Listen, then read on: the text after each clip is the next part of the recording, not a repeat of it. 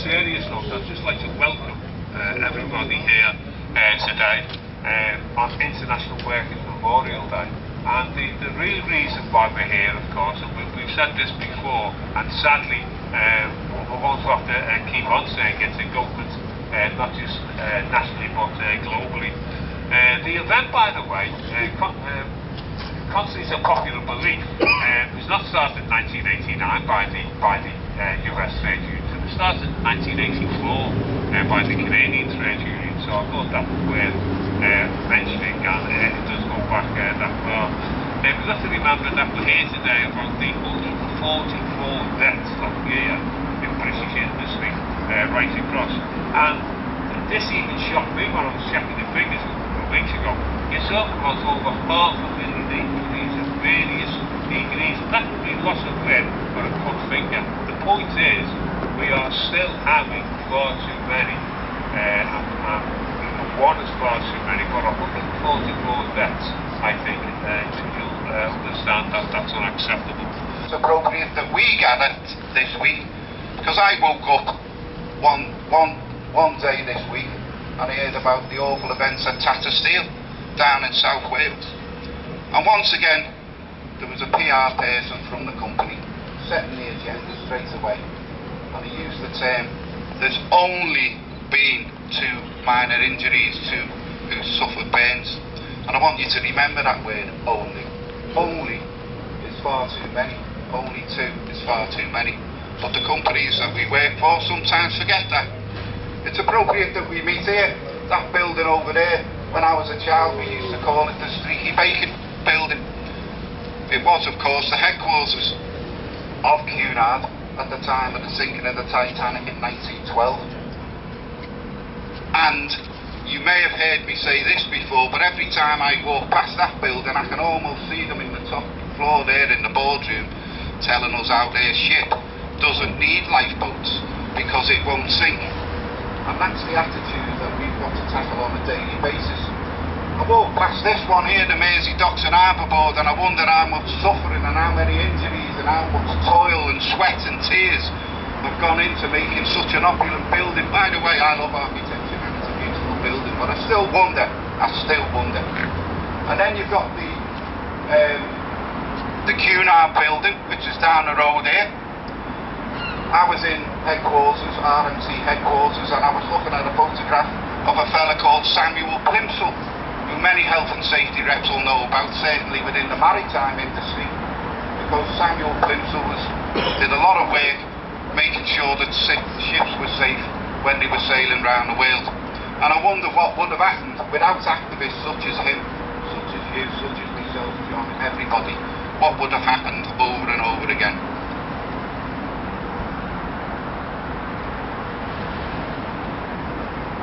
The time is important as well, because any kids here, because if whether you're a Brexit or a Lexit or a couldn't give a shit, the regulation will change whatever you think over the next 12 months. So the time is important that we remind ourselves of the importance of trade union activism and make sure that the regulation that's being put in place to protect people, health and safety regulation, is protected within the next 2, 3, 4 years. And that, of course, is why most of us gather here today, whether we're political representatives, whether we're trade union activists, whether we're officials within organisation, emergency service workers, community activists. They tell us that we are no longer relevant. Well, they would, wouldn't they? They'll always tell us that we're not relevant. But as John was saying, most workers die not of mystery ailments or in tragic accidents. They die because employers have decided their safety wasn't important. Unionised workplaces are always safer, and that's why we are relevant even today, and we need to remain vigilant. They say we are no longer needed because we're always creating obstacles. The theme of this today is about substances in the workplace, and many substances that employers once claimed were safe subsequently turned out to be dangerous.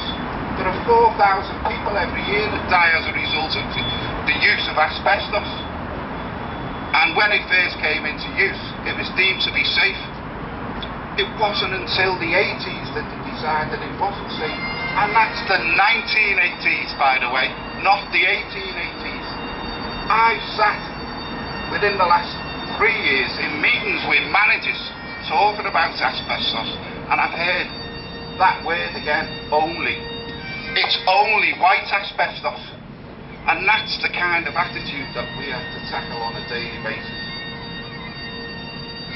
This year's subject is dangerous substances. The powers that be will tell you that the regulations in place are such that there is no need for further health and safety activity. Well, I'd tell them to go and tell them poor people who got on that 737 in Jakarta last October. Or more importantly, if your regulations are so good, why did it then go on the same plane at the same problem in Ethiopia 6 months later?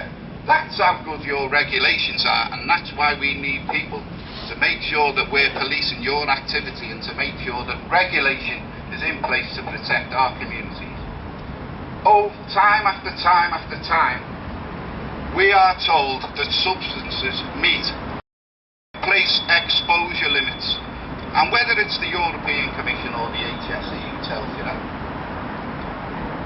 The sad thing is that employers think that it's safe to work up to that workplace exposure limit, and we're here today to say that any exposure to carcinogenic substances is wrong, and any death as a result of being exposed to carcinogenic substances that could be avoided is wrong, and that is why we're here today. We should not accept levels that continue to lead workers to develop avoidable cancers just because the European Commission or the HSE has decided that an exposure level is acceptable. Recently, my company decided that they were going to introduce a ticket machine, and it was based on a telephone, new technology, radio waves.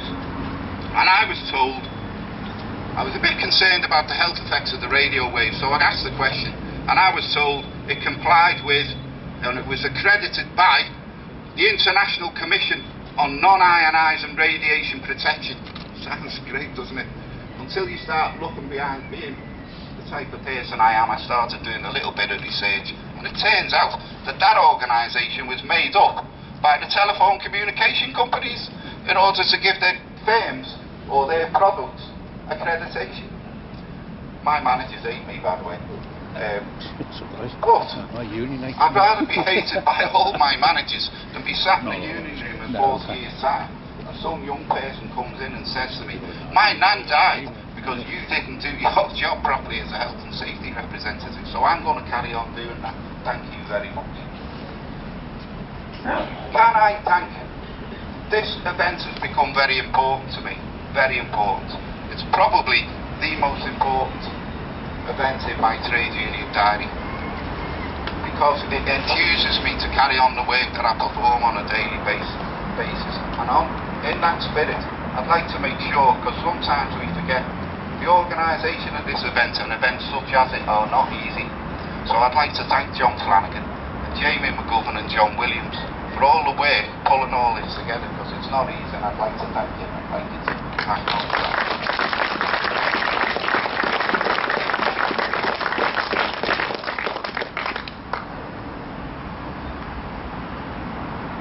Thanks to you, I get to spend the day with like-minded people. As I said, it enthuses me. I reflect on those that have gone before and who've suffered because of lacklustre regulation and people wanting to make money out of people's debts. I reflect on that and I remember the dead. And then on Monday morning I go back to work and I kick off again protecting the living. I'd like to thank you very much for arranging the event, and thank you all for coming out on what potentially was an awful day. Thank you.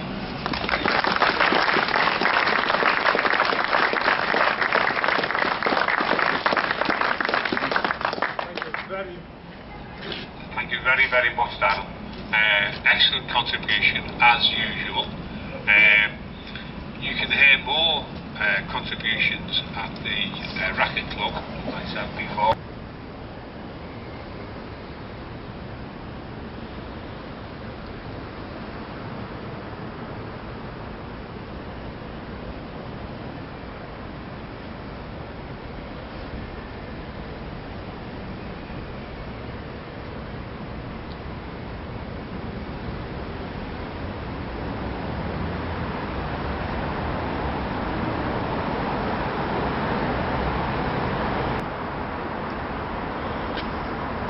Remember the dead, fight for the living.